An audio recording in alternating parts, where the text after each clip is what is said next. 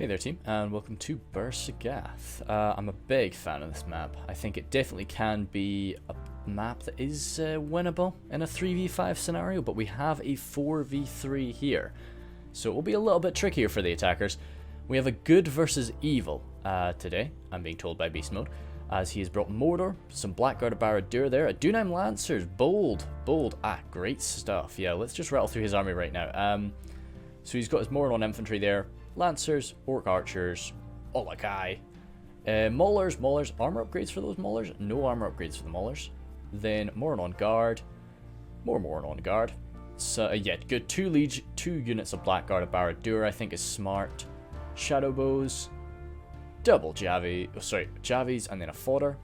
Temple Executioners without an armor upgrade, nice and fearsome. The Nazgul and the Temple Guard. Not a massive army. Yeah, okay, cool. I like I like the two units of Blackguard. I think when you're the only Mordor in your on your side, I think it's a smart idea to do that. Saying that, to be honest, the Witch Realm can take some good pushing units, led by Clem today. He's got his Trolls of Gundabad and some Witch Realm Blackguard. He's got some Hammer Guard there, but unfortunately, we're gonna get Guardians of Carndom. We're gonna have to just try and catch up with his army on the move. And then we've got nothing here. I think, is this canned? I think oh no, it's Rhun. It's Rhun. By Admiral Thrawn. So we're seeing some Gamprim, Flagrim in the back, and a lot of cav. Hunters, Varag mercenaries. We're not seeing the cannon. Innis Rim. That's a lot of cav you've got. That's Warlords and the Innis Rim, and more Innis Rim. Admiral Thrawn. I don't know how I feel about this amount of cav. That's a worry for me. You can get a lot of mucking about with cav done on Bersergath, but that's a hell of a lot. Gothmog is taking Isengard today. He's got his Snaga Skirmishers, some Urukai Archers. The Trolls the White Hand, good to see. Berserkers there, nice. Yeah, I think Berserkers are a very sound strategy. Then the Pikes, Infantry, and Naz High. So we'll call out some more units as we see them, because of course on Bersergath we have this sort of tropical. Oh, those trees are popping up and disappearing all over. That's a bit strange. But yeah, they do not cover much more of the map. We've started the battle now, but there's always going to be a bit of a grace period. So Mac in the Wind is bringing Lothlorien today, a very good defensive faction. He's running back, so there might not be a grace period, as he's got his Lorenand Archers and his March Wardens of the Wood. Then his Watchers off the Golden Wood and a Catapult. So that's the only artillery piece we've seen. We didn't see one from the attackers even, sorry. Lorenan Swordmasters, the Guardians, and some Staff Masters, which is awesome for me to see. I really love the Staff Masters. And we're seeing some Gladron Blade Masters as well. Then Y2K is taking Dol Amroth, so he's got his Doranernal Archers out there. Further up, some Ethelant Halberds, then Tirith Air Marksmen and Belfast Marines. A nice mixture here. The Tornastian Spears, kind of cool, and some Durnernal Pikes. Of course, they'll be spreading out soon enough. And more Belfast Marines. Then the Black Swan Renegades too. Okay, good. I like them. I think sometimes you can overestimate their power, but they're good. Dismounted Knights of the Silver Swan are standing back here. Anything? There's some stuff further up here even. Where is it? There it is. Haven Guard and Perid Hill Champions moving back to the final level. I know why people do this nice and early, but I kind of like to keep my elites nearby the front line and then fall them. They're like the first things to fall back, rather than just running right back to the start at the start of the match, you know. But anyway, Ricky Beagle has taken his Pelgar Marines, two of them. And then Axemen, Ravenhelms, and more Axemen, all with the armor upgrades. Then Gondor Militia Infantry, nice to see. No armor upgrades for the Gondor Militia Infantry, though. Yeah, usually when you give them the armor upgrade, these sort of brown leather will become black, and that sort of kind of rusty chainmail becomes sort of more silver. Wardens of the White Tower standing by with the general amongst them. Issue with that, of course, is that the Wardens can use Shield Wall, so he's not going to be able to pump out any rallies. He does have his Mithrandir's retinue, Citadel Guard, Guards of Osgiliath, and Citadel Guard. Battle line, very sturdy. Okay, cool. And he is choosing not to hold that slope and just sort of bank on this area here, which is good. I think that's smart. So that is me run through the armies pretty quick, as I see definitely, yeah, Gondor Militia Archers there, and Riders of the Golden Wood outside. Cool. We'll see if we can call some stuff out as it appears, but initial thing that's scaring the hell out of me is just how much cavalry has been brought. Now, the good thing is it's only really one of the attackers that has gone heavy into the cav, so, you know, hopefully that was something that was planned out, and Admiral Thrawn made it clear to the boys, like, hey, so I'm going to be taking quite a lot of cav, if you guys, you know, take less. But saying that, we've got the Adunheim Lancers. I don't know, man. I worry that we might have poured a lot of money into stuff, because the defenders don't really have much cavalry here. You know, those Eastron Horse Guard are great for just cutting through enemy cav. I'm definitely fond of seeing a unit off them, but the Innis Rim, that's risky. The Warlords, it's good, but it's expensive. Yeah, and I worry that we've maybe not got enough infantry to get the job done. But, you know, maybe the attackers will prove me wrong quite quickly. I also think the lack of any artillery piece. Oh, sorry. There we go. Good. Gothmog does have his ballista, the very frightening Isengard ballista. Okay, cool. That changes the game a bit. And there's still quite a lot. Like, Admiral Thrawn does have quite a lot of infantry, and he's got some decent quality infantry backed up by Eastron Hunters just to absorb enemy fire. But, yeah, okay, no, he's got a lot. He does have quite a lot of men. But, you know, we can see these 2 units of Innis Rim, 2 units of Eastron Horse Guard, and the Dragon's Wrath Warlords. That's a big investment here with all of that cavalry. Now, if nothing else, they're very heavily armored. So, you know, we've seen the Innis Rim actually be able to go toe-to-toe with, you know, other cavalry, even though they are Lancers, just because they have such a massive armor value. Or not really massive, for like a unit of Lancers. You know, they've got a nice armor value, and they've got a good shield. So, Innis Rim might be able to do something. The Horse Guard, however, you know, they lack a shield. Their armor is definitely not as good as the Innis Rim. So, you know, we'll see how that all plays out for them. And if they get some space, Bersigath does have some room. So if the defenders fall back in a very disorganized manner, the attackers will definitely be able to punish that with this cavalry force. Mac in the Wind is just keeping his Riders of the Golden Wood outside. They're freaking fast boys, those Riders of the Golden Wood. So they'll be able to outrun any cavalry that comes at them and be able to shoot anything he wants to pieces. So leading the way with his Eastron Hunters, he's actually falling back. I wouldn't be doing that, you know. Good, he's not right now. Yeah, leading the way with the Eastron Hunters is for the best here. Just to, I'm going to stay on 2 times speed if that's alright. Just to, you know, until the main fighting actually starts. The Riders of the Golden Wood don't really want to be getting shot at by all this stuff. Is Matt coming in for a charge? I really don't like that. Like, that fire is too important to be spending on Eastron Hunters. I think Admiral Thrawn can be chuffed to bits with what he's got going on there. And I wouldn't be putting up my Eastron Warriors, though, because they would get ripped apart by this fire. And I would definitely want to change my target to them. Yeah, okay, well, I think they're in front anyway. Unshielded, not really very well armored. You know, two one-handed units. You know, it's their defensive skill kind of helps them in melee, you know, but getting shot at like this, they'll drop like flies. But still, that's a lot of firepower that's gone into those riders. I don't know. I mean, he's wasted a lot of volleys from these 2 units of Eastron Hunters. So, and they don't really, you know, those Eastron Hunters lack the accuracy to really be bringing down a unit like that, even at that close range. So, I don't know. Maybe it's gone okay for him. And, but I think Admiral Thrawn can be pretty happy about just doing damage to those 2 hit point horse archers.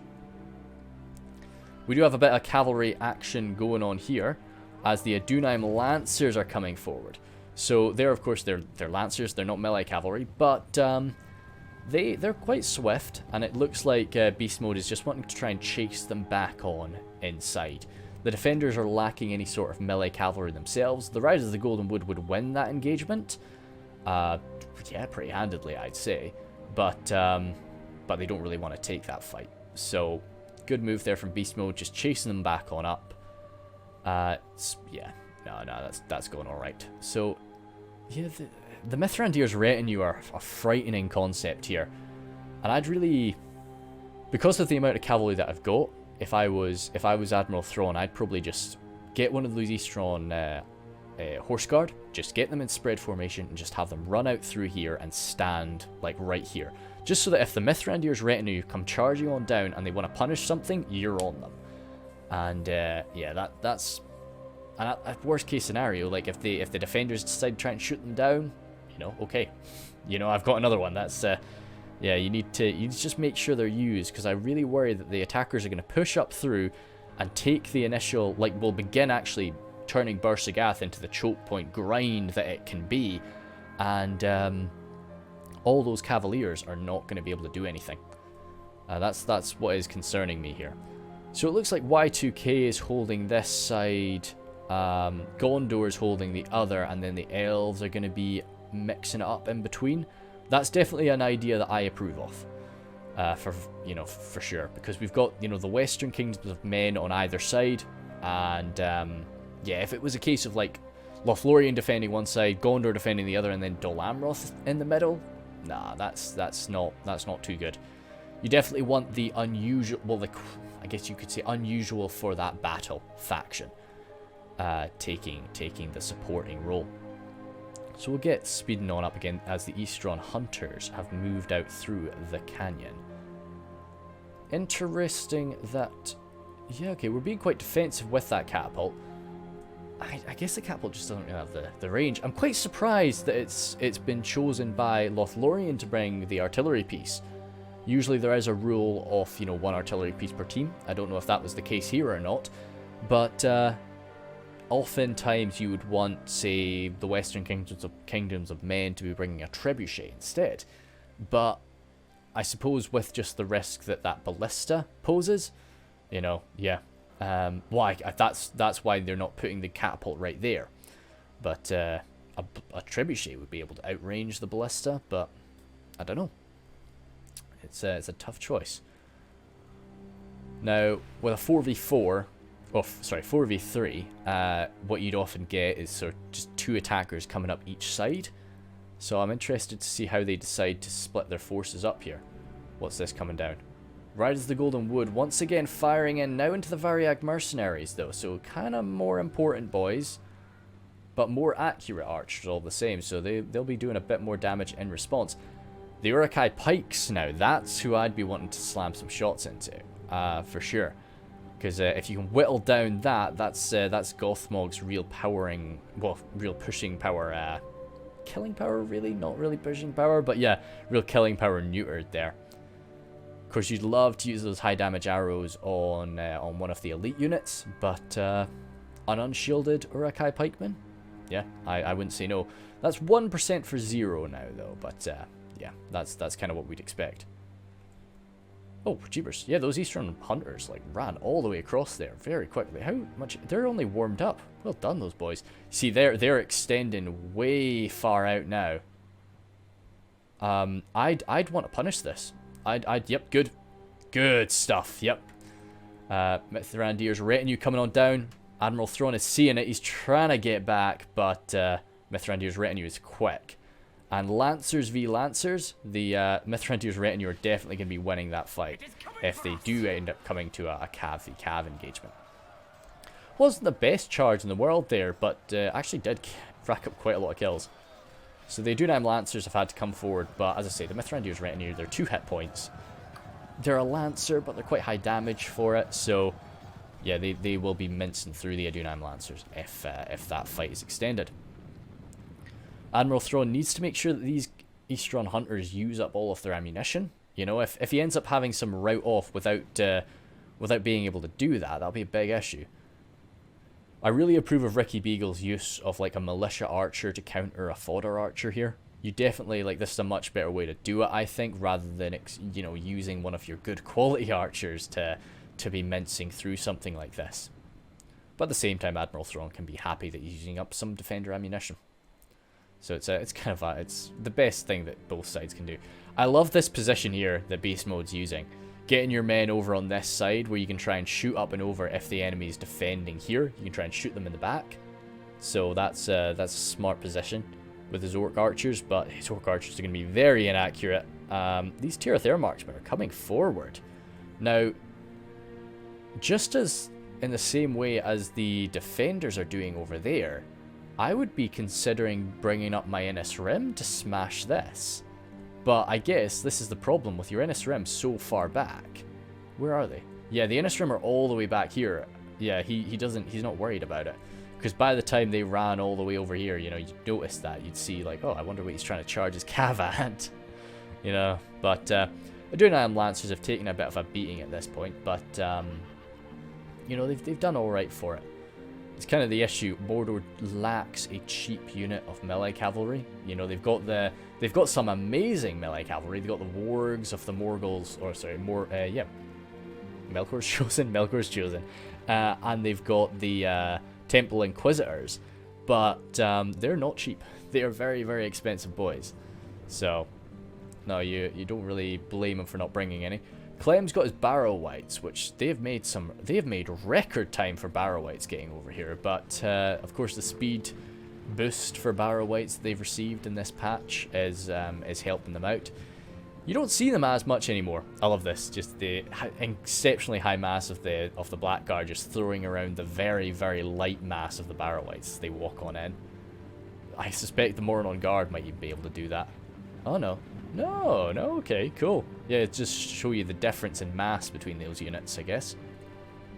But, as I say, a lot of people have kind of gone off Barrow Wights because even though they used to be very, very slow and very, very sort of difficult to use properly, when you did use them properly, they were exceptional. You know, they did their purpose incredibly well. Whereas now, although that speed has made them a lot easier to use, they seem to be far easier to beat now. Well, like they are. That's all there is to it. But so a lot of people have gone off them. I don't know. Angmar's not really my chosen faction, so it's yeah, it's not really something I could say either way. But I do enjoy those ghostly boys. Leading the way with the Orc Fodder, backed up by some Moron Guard. Moron Guard are kind of you know, slightly better shield than the Orc Fodder and much better armor than the Orc Fodder, so you're not really too worried if they decide to, well, if they end up taking a lot of fire. The Kindred are lurking up there. That's usually a spot left for Rangers, but the Kindred are able to throw a lot of damage anyway, so it's a fair enough place to put them. Orc Fodder slamming themselves right in front, well, slamming into this halberd line right away, which is interesting. Backed up by some Ithilien Men at Arms. So, okay. Those Orc Fodder are not really going to be dishing out too many kills. But that's not their purpose. They're just there to try and wear down this line. And if they can do a bit of damage, then that's good all the same. But the fight has begun properly on that side. What have we got over here? This is very much what I'd be wanting to do. You know, what Admiral Thrawn is up to here. Like, really just try and whittle down the enemy's ammunition for as long as you can before your main line arrives. These Gondor Militia Archers have received an armor upgrade. You can see sort of that's their colors when they do get that armor upgrade. So he's decided to hold fire now that these forces are pretty badly beaten. They're not really going to be able to pump out too much damage. Coming into the front of Marksman and Cairandros, though, is a bit of a pain in the ass. But good, Mithrandir's retinue coming in for round 2, and there's just nothing. Yeah, ah man, I think Admiral Thrawn should have seen this coming, because it happened to him once before. He really should have had something prepared and ready to stop it. The Horse Guard are coming, but they should have kind of been closer, because these 17 Eastron Hunters, they're not coming back. So any ammunition that they had left, that's gone. That's just wiped out. So, to be honest, I'd come in again, because I think one good charge, you could break that unit. Good man, good man. Horse Guard have fallen back. They're still not coming back. Great, they're turning around now, but they will catch the Mithrandir's retinue, but arguably this is kind of what the retinue are here for. So if they can get off that charge, doesn't really matter if they're caught at the end of the day. Catapult fire coming in. Okay, it looks like it's probably going for the ballista. So that was a damn good charge. Really surprised these guys are still standing their ground. Eastern Horse Guard, unshielded, are getting shot to pieces. This is a well-executed move by Ricky Beagle, actually. So the Horse Guard are running back, but I suspect the Mithrandir's retinue are going to come in back for another charge. Gothmog coming up. We're only sending up archers here. This is why we need some fodder spears, you know, to the fight. Now that is a problem because Isengard doesn't really have fodder spears. They kind of defend themselves with wargs a lot of the time. So, and Rhun, to be honest, doesn't really have fodder spears either. Yeah, maybe I am being a bit too cruel, but definitely is a bit of an issue here. As Ricky Beagle is just going to be able to cycle charge these archers into oblivion. Still though, skirmishing away on that side, whereas over here we are in the thick of it already. Very beefy front line, as those poor gosh damn halberds have been torn to pieces by a charge. A good early use of the Blackguard of Barad-dûr just to mow through that front line. I'm really impressed by that. That was well executed. Yes, this is as just sort of like the Blackguard are just allowing the fodder of the orcs to push on forward. What we at? 8 for 4. But that's quite normal for an attacker. Ithilien men-at-arms kind of struggling even with that armor upgrade up against this tide of orcs. The Kindred have not opened fire. Once the Barrow-wights get in there, this is going to be pretty messy. I say Barrow-wights aren't going to kill things quickly, but they will kill things. Wanderers of Nimrodale though are opening fire, which I think is necessary, unfortunately. Yeah, they're not going to do much damage to those Barrow-wights, but every little helps, you know. And they've lost the momentum here, and they need to make the defenders, the attackers, sort of lose the momentum that they've gained. More so. What the heck? That's a very thick blob.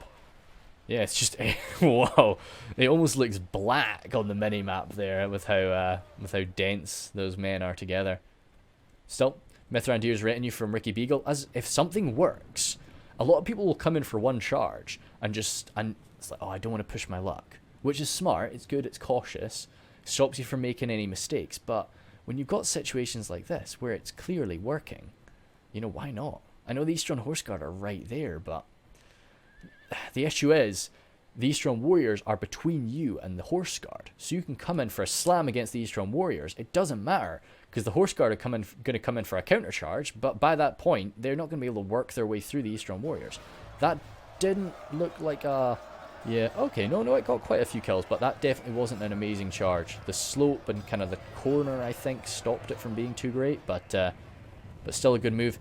Yeah, so you can see, even if they did make it there, it would have only been a few actually pushing through. So Ricky Beagle is doing exceptionally well over here. I'm chuffed to bits with that. And now these guys have kind of... I would shoot them? I don't know. Well, that's kind of the thing. The Horse Guard are about to...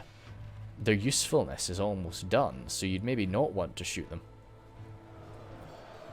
Good. The Dol Amroth men have been able to reorganize themselves after receiving a lot of fire support from Dornernal archers, the Wanderers, and even some March Wardens. Or March Wardens, sorry. So, yeah, that's gone okay. That has gone much better than it was for a while. It's still balanced, though, which is dicey. We could use a phalanx up here. This is all just men-at-arms, decent quality men-at-arms and spearmen, but we need a phalanx. The issue is, I think a lot of the phalanxes have already been killed. We've got a pikeman. I'd maybe want to get a pikeman over here just to provide a bit of killing power to this line. You know, those men-at-arms will hold very well, but you kind of want to just be little by little chipping away at them, and a unit of pikes will do that. Oh, Uruk-hai pikes are coming on nice and early, and that is definitely going to be calling a lot of firepower on them. Baltroth tribesmen getting some shots, well, getting some javelins right into the front of this line, which is a good move. Uruk-hai pikes have already reached the front line. That's insane. Cool. And right now it's really only the Citadel Guard fighting them. The Guards of Osgiliath are out of that range. And there's even Fountain Guard here. Wow. Ricky Beagle is going all out for the front defense. That's a very thick line. Just a good thing we don't have any sort of like Demons of the Desert or Blacklocks or Lord Forbid Witchers, who might be on this field somewhere. This would be a perfect target for them. I do love the little militia forces just trying to get involved here and there. That's really cool. But those pikes are really getting held back quite nicely by the Citadel Guard. I guess spears have that little bit of extra range, so you can, if you are trying to like poke at them with the pike, those spears are just you know, reaching you. And it's AP at the end of the day, so it's quite good. And it's an exceptional unit. Very well armoured too, which I think is going to be playing a role. But more and more forces are coming to back up that position, and if those pikes don't start backing it up, I can see that being an issue. Great thing, you know, as we can see, these arrows are just fluttering on over the top. That's because they can't get a direct shot because this building's in the way. As I say, this person that decided to build their house on top of this little rise in the land, you know, he's saved many lives in the defense of Bersigath. It's, oh goddamn, victory is certain as the Orc Maulers come forward, able to crack into the heavily armoured human men-at-arms. I was going to say male men-at-arms, but no. So no, and even some Barrow-wights have forced their way through because of their very light mass. Barrow-wights kind of, you can see them doing it all over the place right now. They kind of do this jumping around thing, so that can allow them to get to some interesting positions and gets backstabs on even. So I do kind of like to think of that as it is their sort of ghostly nature that is allowing them to slip through the ranks and it's not just a case of they're glitching out. But yeah, whatever gets us through the day, I suppose. But yeah, these Barrow-wights push all the way through, and they're gonna begin closing that line. I think that this front line is gonna be falling quite soon, actually, and that's gonna be a lot of men killed when it does. And now the issue is, good, Y2K is starting to sort himself out over here, but he needs to get another line set up. Now, are these guys going to be coming forward, or are they going to be just setting up? No, they're just going to be setting up by the looks of things. Wanderers of Nimrodel popping up there, opening fire, which I think is good. Oh, right, no, Y2K is wanting to hold this front line. I don't agree with that. I would let it fall. Yeah, I think it's gone too far. I know the Rangers will rack up a lot of kills. Oh god, there's still some Blackguard remaining. Oh, right. Oh, that's a fresh unit of Blackguard. Right, yeah, 150 Blackguard coming up. Yeah. Ooh, the pikes. No, the pikes are just getting it run through. They need a bit more mass there. I know that they're receiving a lot of Ranger support, but I don't think that that's going to go too well. We'll see. Hopefully, though. Lothlorien archers are waiting for a good target. Over here, the more sturdy men of Gondor are having a better go at it, but I think that the attack is really starting up now, though, and we're seeing a defeat all the way along the line, and now even with a lot of these pikes engaging properly, we're still seeing defeat. So that's a bit frightening. We could use a lot of Ranger fire. I know we're opening fire with a lot of archers, but where's the Ithilien Rangers, boys? Ravenhelm's coming on up now. I'd say I may not be a big fan of the Ravenhelms, but they will stand their ground quite well on that front line. They might not be racking up a huge amount of kills, though.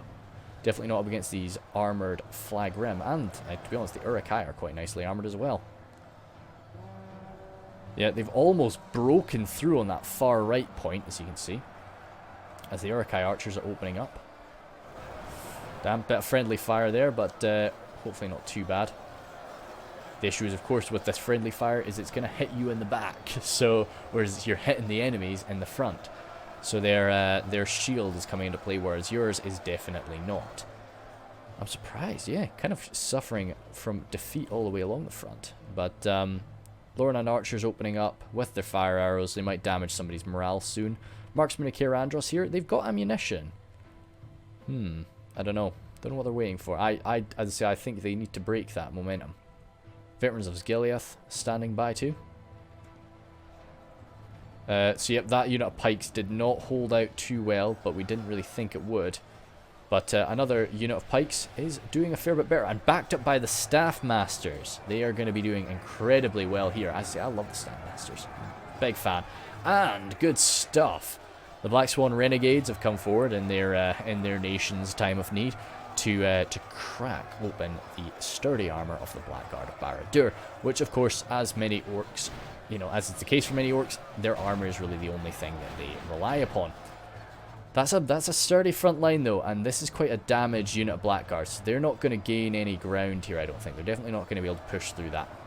And although it was very frightening for a while, I think that this line is going to hold. Especially with the Belfalis Marines ready to throw their javelins if they have to, and another unit of halberds coming forward. Yeah, this is going to go okay. As long as we don't have any Witchers popping up. But if Witchers did show up, I'm sure there's a lot of units that are ready to shoot the hell out of them. That's Beast Mode suffering as half of his forces fallen. Remark there from the announcer. But, yeah, we kind of expected that. He had a lot of fodder to throw into the front lines. And with the Blackguard of Barad-dûr gone, he's kind of done his purpose. Gabrim holding back, which is fair. We don't want to just fill up this position. The Isengard Ballista kind of lacking a shot. It's going to be a bit tricky. The only great place for the Isengard Ballista on this map, which is kind of funny, is right here. It's the very last point of attack. And that's definitely by far the best place for the Isengard Ballista, but it means that you're pretty much you've purchased a unit that you are not intending to use until the ending stages of the battle. Marksman and Kirandros here out of ammunition, so they're going to be coming up, providing a bit more mass to the front line, and definitely racking up a few more kills. They're being replaced here by this unit that was kept in reserve. Ricky Beagle is definitely going all out for the defense of this position, and I don't know, he's suffering a lot of casualties along the front. What are we at now? 38, 429. Okay, so he's racking up more kills than I thought. And I guess over on the other side, of course, a lot of kills are getting dished out. The Fountain Guard suffering from a defeat is certain here. And the Dunlending Berserkers, of course, they'll fight to the very last. Warden's the White Tower is interesting. You see, this is where I would have my general. I would have him here, but of course I would want him in like the Elisar's Vanguard, or nowadays, of course, the Veterans of Osgiliath. I would want him in a unit where he is pumping out his rally ability, just to keep my boys going. But these sturdy men of Gondor are not going to be struggling to keep their morale in check for the time being. Saying that, damn, over on this right side, the Ravenhelms are really in a difficult spot. It is just the killing power of this Uruk-hai pike line, I think, doing a lot of this. But the Flagrim's effectiveness cannot be ignored. Zooming back on over to this front line. Yeah. Oh, wow. Okay. No. More reinforcements have come forward, but it's just it's more on infantry and more orc fellers. I don't think that's going to be enough. Like, yeah, Dol Amroth, where I thought that this was definitely going the worst, has now become definitely the better of spots. But the attackers have a lot of ammunition over here, and they're going to be using it. I've been seeing this happen a lot on Bersergath, just the attackers always having so much ammunition toward the later stages of the game. And although I think that final point of defense is so great, it's so powerful, if the enemy have ammunition, you've got no cover. You're going to get shot to pieces. So it's a bit of a double-edged sword. You can, if you fall back there too early and you've not done enough to use up the enemy's ammo or delete their very sort of powerful ranged units like these Isengard crossbows, then you're done for. 61 orc fellers. I suspect they'll come back. It'd be a real shame if they didn't. Still the Guardians of Carn Dûm. I'd probably want to get, because the Guardians of Carn Dûm, like the Knights of the Silver Swan, they do provide a morale buff for the men around them. So I do like to have, when I'm using my orc fellers or snag a stalkers if I have to, any unit like that, it's quite good to have a unit of a unit of Guardians of Carn Dûm backing them up, keeping their morale in check. It's quite important, and they're very good at it, along with being quite a good mainline unit. Pelargir Marines here. Still have ammo, of course. Axemen, still doing alright. Oh no, okay. Trolls of the White Hand have slipped on through as this line is very thin. Good stuff. Ricky Beagle was not in any rush to waste his cavalry, as many people are nowadays. So he has saved it for the right moment, as the Trolls of the White Hand are going to be getting lanced down. And yet this will be a very frightening time for Gothmog, as this very important unit might die without really doing all that much. I don't know what they're going for. They might be going for the catapult. But trolls are, trolls will die if they're exposed to cavalry charges like this. Even with that anti-cavalry bonus and their heavy attack as standard, they're not really going to be able to catch them. And this overwhelming swarm is going to be enough to push through Ricky's lines. Saying that though, after that, there's not a huge amount in reserve. They've done very well pushing through here. They've done exactly what they needed to do, and I was very impressed with them. But Ricky's not going to have much remaining. Like, he went all out for this defense, kind of as he should have. He did a very good job there, but after he's gone there, he's not got much in reserve.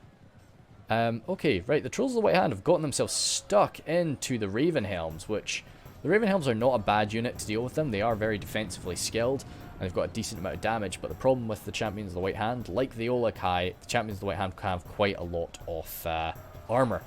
So those two-handed swords are going to be not really enough to deal with them.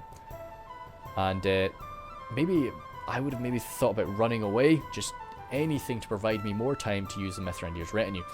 Admiral Thrawn has gotten his horse guard in now, so this position has fallen. It's gone. It's going to get some reinforcements put into it, but it's pretty much done. So that means that this position needs to be retreated from, because once the other side breaks, anything over here is going to be gone, especially with all those Innis Rim coming around for a rear charge. So they need to fall back to, I think, yeah, because this side's not really got anything that's ready to defend it. You could fall back to here and here if you wanted to, but I would probably be of the opinion to fall all the way back to the main town hall. Good javelin fire coming into these guys. Crossbows being sent on forward. That's nice to see. They're out of ammunition. Those Scourge Raiders not firing, so maybe they're out of ammo too. So the defenders have done a very good job at using up the enemy ammo, which is nice, because it's something that I've seen time and time again on Bersigath. The defenders they're too keen to fall back to the final point before the enemy's used up ammo. Yeah, right. Okay, Trolls of the Olokai, sorry, are stuck in there now with the Trolls of Gundabad launching themselves on N2. It's this might be over here, as the Belfast Marines just were in a hurry to use up what's left of their ammo, and now they're coming on in to just fight some Trolls. Very brave boys. The Wanderers of Nimrodale can't have too much ammunition remaining, and they're allowing themselves to get shot a lot here, so they're probably happy enough just taking up what's left of the enemy ammo and dealing some more damage. The Innis Rim, damn, they broke there. That's insane. Yeah, kind of. It looks like they were kind of trying to just charge through, and they didn't really spot this unit of Peligor Marines. They just managed to catch them and wipe them out. Yep, that's only 4 getting away. They're done. The Mithrandir's retinue have been used very well by Ricky to counter a lot of this melee cavalry. I'm impressed by that. Let's say Ricky's been absolutely on point throughout so far, anyway. And he's not really got many more units remaining to, if he were to embarrass himself in some way. Galadrin Blademaster's great on the front line, nice. And this is holding. How the hell did they... It's, yeah, I mean, it's messy, but it's holding. Yeah, okay, cool. Really, I did not have enough faith in these guys. They've, together, Mac in the Wind and Ricky Beagle have sort of managed to, put this back together. It's going to fall. It definitely is going to fall, but with a lot of support from the catapult and the archers, they're going to be hurt. Nice, good stuff here. As I say, this is the battle that we've been wanting to see for a little... Whoa! Oh, dear. I'm sure that, okay, they've been working as such a good team. They're not going to let that get to them. I'm sure there definitely wasn't any very angry messages sent back and forth in team chat. But that might have just... twist. Oh, Teepers, what happened to you? You just teleported through that force.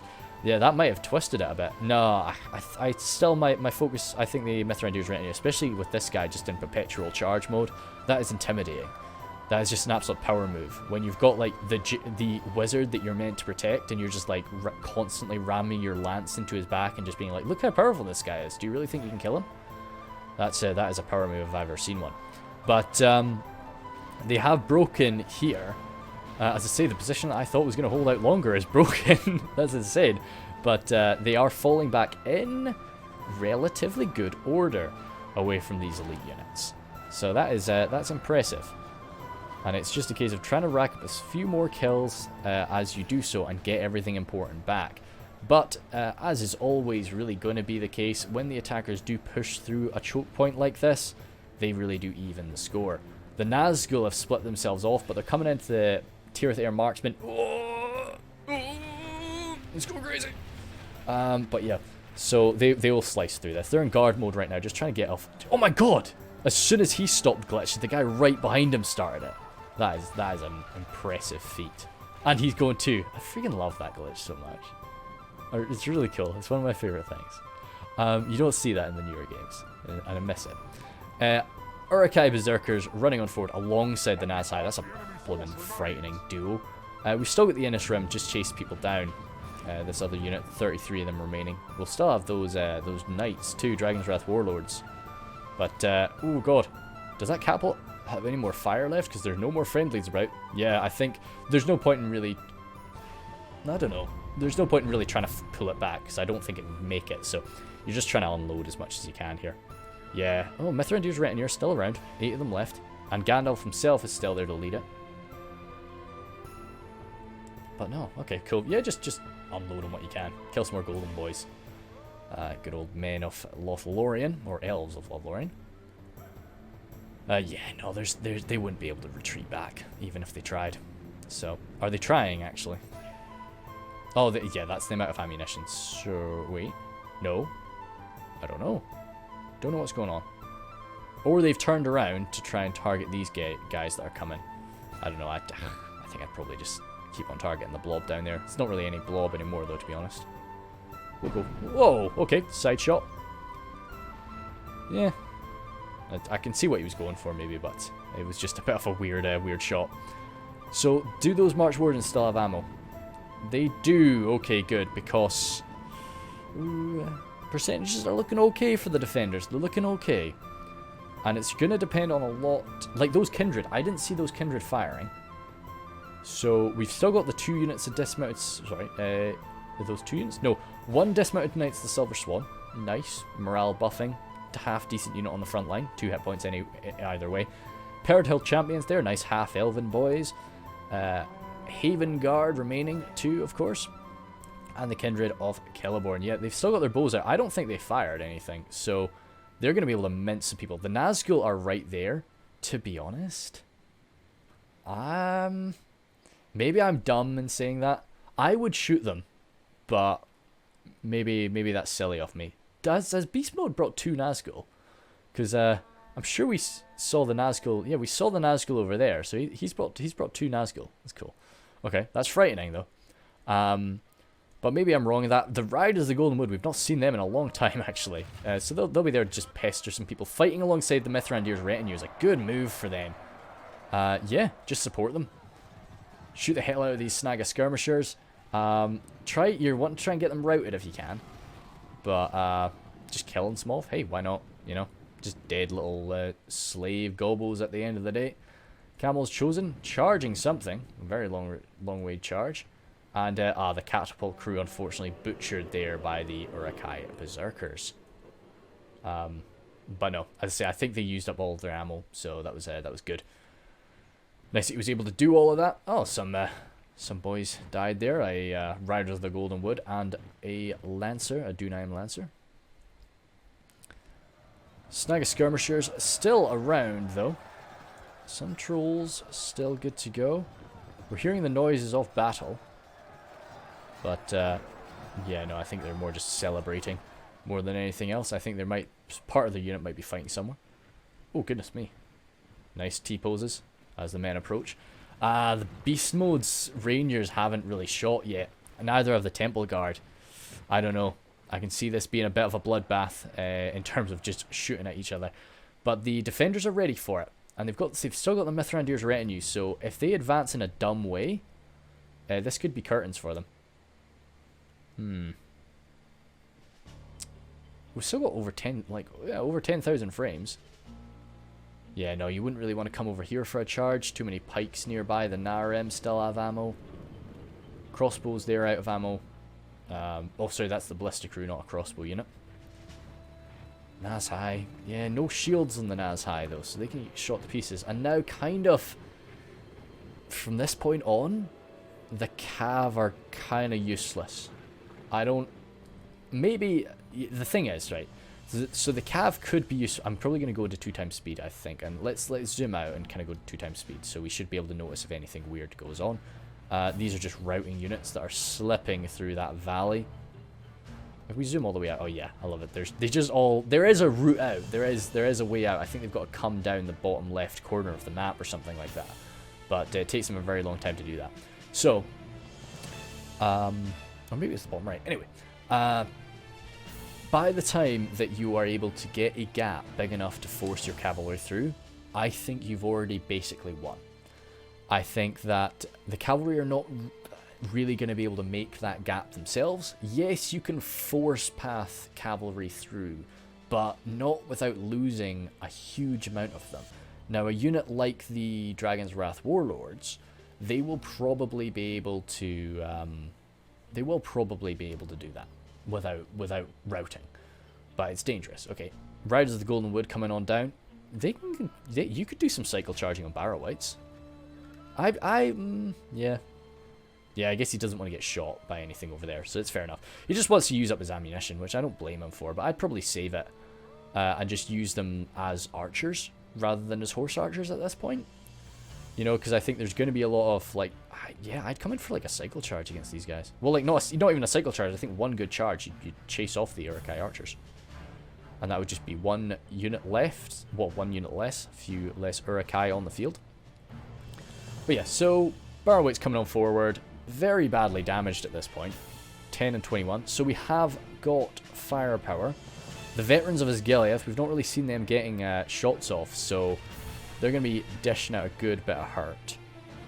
And they're going for the Snagga archers. As I say, you unfortunately have to do this because you just have so little cover in this final point that if you allow the enemy to just shoot at you wildly. The shadow bows, though, would definitely be a preferred target, and I think that is what he's going for now. Are the Uruk-hai going in right now? I don't know how I feel about that. Beast mode. I think they're coming. They're shuffling on up. They're still fresh. Yeah, they're going for it. And there's no front line deployed. There's no, like, actual blockage. There's some men in reserve that could, like, quickly make a front line, but there's not actually a front line right now. Mithrandir's retinue came in for a nice charge up against the Uruk-hai, and they definitely did rack up some kills. Ooh, I don't agree with that fire. I don't agree with that fire at all. But no, that was a good sort of final move by the Mithrandir's retinue. They've been really well used this battle, and just killing off a good few trolls and hurting the remaining ones was nice. Does mean that the Nazgul are not going to be getting charged down. The Athelian Rangers are going to get reached here. Peridot Champions are nice. They can definitely go toe-to-toe with the Nazgul for a bit. Definitely not beat them, but they can do something. This, I've never seen... yeah, this is a very unusual ending for Barsaghth, as the defenders haven't really put up like a sturdy front line. They're kind of more reliant. I think this is taking them by surprise. It took me by surprise. I did not expect the attackers to be this aggressive. I thought they would want to just form up and shoot them for a while, but I guess they're just being like, nah, let's get stuck in, which is fair play. I definitely approve of that. But the issue is you're going to need to get some more stuff up there. I'm wondering, you know that glitch where like people end up T-posing? Can a troll do that? Can a troll get killed in that manner? And then, or do trolls like? Because I've never really seen a troll get like synchronized killed. And I think I think that glitch is like a synchronized kill gone awry. So I don't know. Maybe I'll be on the lookout for it. I'd really like to see that. It'd be a lot of fun. Temple Executioners are around now. Yeah, man. I don't know. I get why people weren't really forming a front line. They were kind of just wanting to hold back and shoot, like, take the shots. They didn't want their front line to get, like, shot at in the beginning. But this is not, yeah. this is going to get very dicey very quickly now, because they're not able to like hold that choke point. The attackers are able to like flood around them as they're doing here. Temple Executioners are getting shot at like crazy, which is good. The Guardians, they can definitely do something important here, but they can get surrounded. Veterans of Osgiliath just looking to use up all of their ammunition as quickly as they can so that they can get stuck into the front line. Kindred as well, just... Oh, right, okay, that's cool. Mac in the Wind is really stretching them out. Which I can definitely see. He doesn't want them to just be one little blob of power. The Haven Guard are kind of being panic thrown in right now, I think.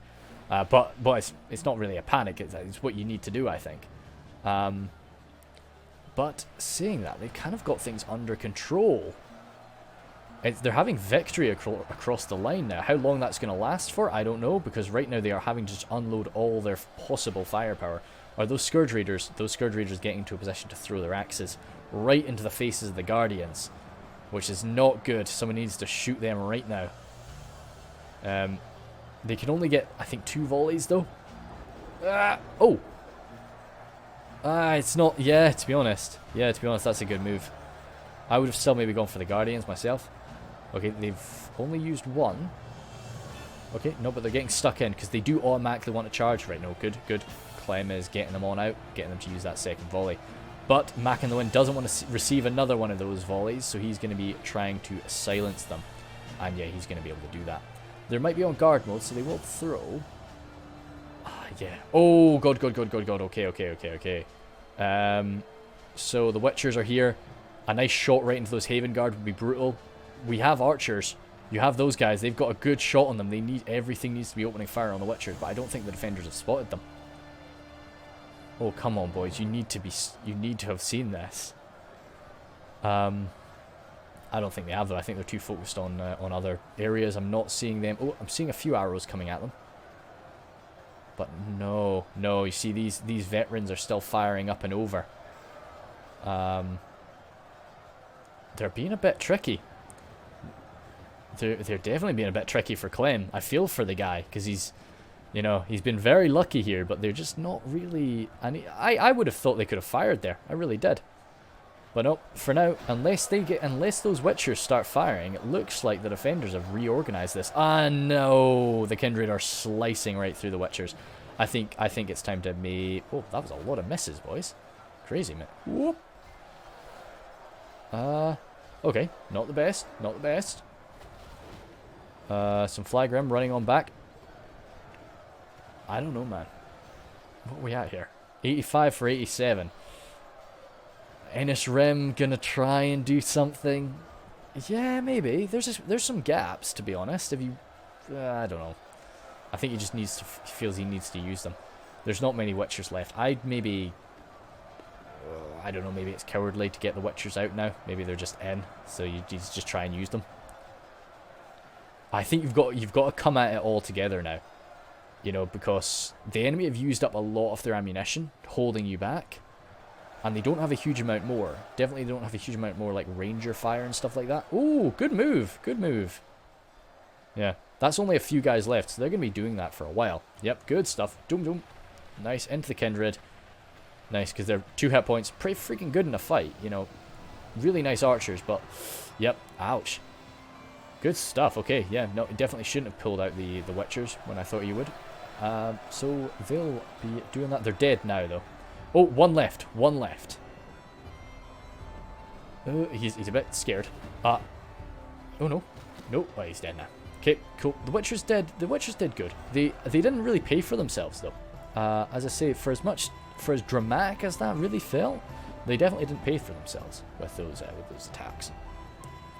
Veterans of Osgiliath coming up to provide a bit more support for this line. They're pretty damn good in a fight, those guys, especially with the 2 levels of armor upgrade. Guardians having trouble? I guess it's the Nazgul. Yeah, those Nazgul are just not nice to deal with. But still, if I was an attacker now, I would move up my elites. It's good to see the Berserkers coming up now. I really felt I felt maybe they should have been moved up a little bit earlier, but they're here. They're coming in now, and that's beneficial. That is the Witch Realm General dropped there, but we don't really have many more Witch Realm boys. So that's fair. I don't think anybody's going to be too upset about that. Ithilien Ranger's taking a bit of fire, but I'm sure Ricky Beagle's not too upset about that. You know, somebody's got to take what's left of the enemy fire. The Innis Rim could slide around the right flank now. Difficult, but they could do it.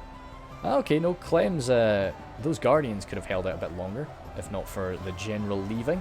And the Hammer Guard. Are the Hammer Guard locked morale? Or not? I'm not sure if they are. Okay. Prove me wrong here, Admiral Thrawn. Show me that this was a good use of funds. I don't know, they've kind of been locked in place. He's got to slip them around. The problem is they're quite a beefy unit still. This is kind of one of those situations where you'd want them to be like half dead. He's getting them around though. And he's getting stuck in the Ithilien Rangers. Those Lorenan Spears could come on up to deal with them quite easily. Yeah, any of them that touch the Guardians, they're dead. God, this is really quite empty on the ground now, isn't it? And the Innis Rim have kind of been... Yeah, good stuff. That was an attempt at a charge, but it didn't really pay off too well. But if nothing else, these men are now surrounded. And that's not going to be fun for their morale. Those Lorenan Spears are coming on up. And they will be dealt with. Watchers of the Golden Wood still have their ammunition. I don't know, man. Innis Rim broke in there at 11, so they're just going to be running on back. Riders of the Golden Wood chasing a few more of them down. And we'll just position ourselves here. The Warlords, though. Okay, so the Warlords need to get grabbed, because they can actually do some good work here. Spearman, no! Spearman, get him! Ah, damn it, no. Yeah, because the Warlords can actually come in for some charging up against the Watchers of the Golden Wood. Yeah, that was an unfortunate move with the spears. They could have maybe grabbed him. Ouch, that really hurts. Riders of the Golden Wood coming from behind them. Kindred shooting them apart, I'm sure. But yeah. Okay. The Nazhai in there. Veterans of Osgiliath holding the line as best as they can. We're at 91 for 95 though. And with the Temple Executioner, there's only 2 Temple Executioners. The Haven Guard, there's still 6 of them left. This guy just like slicing his way through some Barrow Whites. This is a Temple Executioner versus a Haven Guard. This is a real battle of the supreme sword masters there. You know, about as good as a human can get. Are the Haven Guard? Because they wear elven crafted armor, but I don't think the Haven Guard are half elves. I think that's just the Peridhel boys. And that was really unfortunate. It was a good, honourable duel between a Temple Executioner and a Haven Guard, but it was this Nazhai that came in to just backstab him. Oh well, you know, we have no idea how that would have ended either way. Dragons, yeah, the Dragon's Wrath Warlords have been really allowed to run around freely here, but they're getting mocked through. As the General of Dol Amroth dropped. Those Lorenan Spears, just trying to deal with them, but the Lorenan Spears need to, like, now that they've run off, the Lorenan Spears need to be positioning themselves over here. Narem trying to get in a position where they can fire, by the looks of things. That's the only reason I could think of them falling back like that. Riders of the Golden Wood were trying to just chase down the Warlords, which is quite funny. But, yeah, okay. Ooh, goddamn. What the heck fire is that? Was that the ballista? I think that was an unlighted ballista, yeah. I think that's... Oh, don't end it like this, boys. Don't retreat back and then just shoot them with the ballista. Come on. End it properly. Yeah, see, I don't know, man. I really don't like that Mac is constantly sort of moving his spearmen into the front line when the Dragon's Wrath Warlords are still running free. I know he's like constantly grabbing them with the Riders of the Golden Wood, and every time he does, the Riders like kill a bunch of them, but still. Oh, Temple Guard are coming on up. They're frightening in a fight, in melee, and definitely at range. It's good to see that they're out of ammunition though. What else do we have though? Shadow Bows, Narem ain't really anything to be frightened of. The Ballista Crew, certainly not something to be too scared of. Let's zoom on out. Is there anything else in reserve here? No, everything else is running. Yeah. So that's kind of it. So we got the Ballista Crew, got the Warlords, got the Narem. Shadow Bows are now out of ammunition, so they've got to get sent on up. The Camels Chosen are pretty damn good alongside the Nazhai. A few Guardians remaining, but and backed up by the spears, they'll do something, but now the Temple Guard have run around them. Athelian Rangers trying to get through what's left of their ammunition. The Temple Guard have kind of caught the Watchers of the Golden Wood now, but Mac in the Wind is just trying to kind of... I think he's fallen back inside the main building, which I understand that. I think that's... No. You're not... Nah, don't do that. Just fight. I know he's trying to get into guard mode and... Okay, no, it went alright. It went alright. But still, I would just pull out my swords now and fight him. Because at the end of the day, they're hybrid. You're hybrid. But I think the Watch of the Golden Wood are higher quality than the Temple Guard. In melee anyway, I don't like this. Yeah, Mac is just... He's running around and he's trying to run away from the Temple Guard, whereas I really think you should try and just kill them off. Try and kill off the Temple Guard while your front line is still holding, and then hopefully you're still going to be in a decent enough state to wipe out what's left. It's that, or to be honest, because the Dragon's Wrath Warlords are around, I would have probably run all the way inside here, just to totally shut down the Dragon's Wrath Warlords and their ability to kill you. Yeah, ouch. If you were right, yeah, no, this is not going too well, because those Temple Guard have just been able to catch him, kill a few, catch him, kill a few, catch him, kill a few, and now it's sort of they outnumber them too much, and they're going to get wiped out, which is a shame. What do we have here? Lornan Spears actually winning that engagement for now, which is cool to see. Of course, just even the presence of the Warlords is going to spook that. You know, they might not be able to do too much damage to them, but yeah. What do we have over here? Some Camels Chosen. It's still 11 Camels Chosen, yeah. The Narim trying to find a shot. That is Mac in the Wind fallen at the hand of a Temple Guard. Good little bout there. It's nice, like the mainline Elven units, especially the units from like Lothlorien and Imladris, the mainline units can actually like go toe to toe with like the elite units of some other factions. You know, they can't win, but like it's not going to be as much of a bloodbath as it would be if, say, this Nazha unit crashed into a bunch of Westmark spears or something like that. But yeah, so they've done pretty well. So there's a few Guardians remaining that I'm sure are a big part of that. But they won't last too much longer. Yeah, between the Temple Guard and the charging Warlords there, they've been able to deal with these Watchers. I think I would have probably taken that engagement, as I say, when they were here. I think that was a bit of a nuisance just to try and run away and keep using your ammunition. Maybe, I don't know. Yeah, don't know. Maybe he was kind of confusing the Temple Guard with like the Temple Executioners or something like that, and he just thought, no, there's no way I can fight them. Which is fair enough. And we will just perch ourselves here. There's only a few more 100 frames until the end, so I won't bother speeding it up. That was a really damn good one. I was pretty fond of that. And once again, I'll put out the notice, I will no longer be accepting any battle reports until I back from my trip.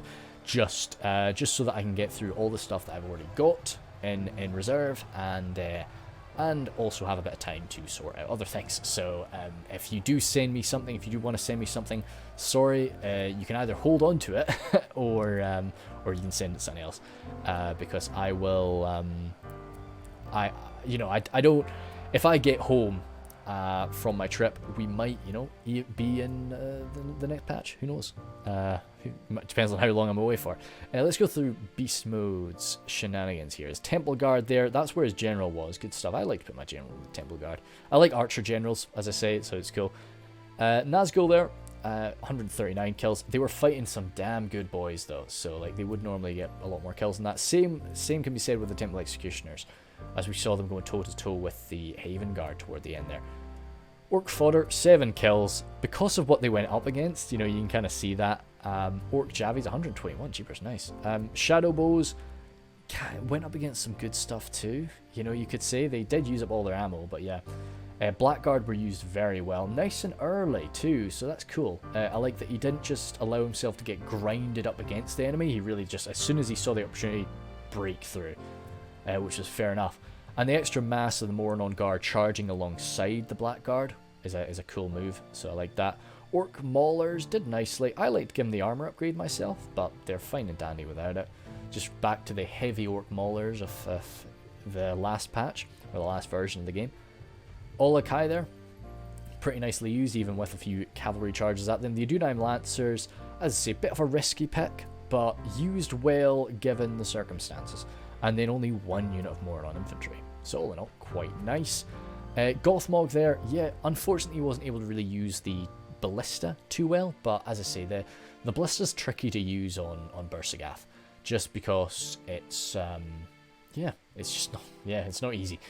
Just the way that the area is designed, you can only really use it at that final choke point, and the boys didn't form a front line, so you had nothing to shoot through. I guess it stopped them from forming a front line, and we saw how much that really helped with the push. So sucks about the Trolls of the White Hand too, that was unfortunate. But yeah, Admiral Thrawn, as I say, I really disagreed with the amount of cavalry that Admiral Thrawn brought. He used them as good as he really could, and you know, there's nothing wrong with that. But I would still, if that was the situation where, like, if I was one of the attackers and I looked over at Admiral Thrawn's army, I would definitely sigh with disappointment. But no, it worked out okay. So I'm not too upset about it. Clem there, I'm surprised. Clem was doing a good job. Like, he was where he was needed to be, and you know, he was getting stuck in. Sucks about the Witchers, of course, but yeah, like that's surprisingly, like, I thought he would be getting more kills, but I guess, like, Clem really held back toward the end. Like, beast mode really got stuck in first, and then Clem came in to, like, kind of bring it home. So that's why. So he was, once again, a case of just fighting more expensive units. Mac in the Wind, good use of, you know, being the support. As I say, when you've got 2 humans fighting alongside you, it's good for the elf to be the support.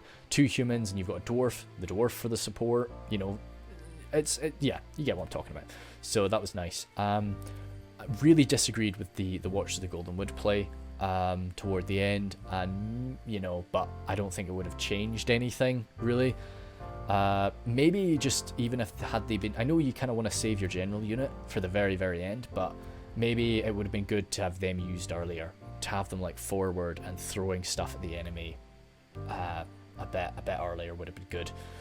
But hey, you know, when things were really intense. Apart from that, yeah, shutting down the warlords could have maybe been a bit better. But all in all, good play. Good Cabal stuff, actually. Yeah, impressive. Nice to keep it out of the way of the ballista. So yeah. Then Y2K, yeah, did very nicely over on his side. I constantly was like, oh no, that position's gone, but then he was able to fix it, and there's that position's gone. No, he was able to fix it. Same with Ricky, but yeah. So no, that was nice, very well executed, and without any elite units on the front line too. So that's good. I do like to use my elite units in amongst my front line though, especially something like the Knights of the Silver Swan, who are kind of like semi-elite, you know. Having one of them on the front line could have maybe benefited you instead of having a Knight of the Silver Swan at the final defensive line. But hey, I'm not too sure. Ricky Beagle there, really, even though he maybe didn't get the most like kills, I don't know, Ricky was kind of my MVP. I really enjoyed what Ricky was doing throughout the battle. You know, great use of the Lancers, you know, like, and that was kind of just the boys weren't really defending their stuff too well, but still, it's impressive to really be able to pick up on when to use them and so on. So I like that a lot.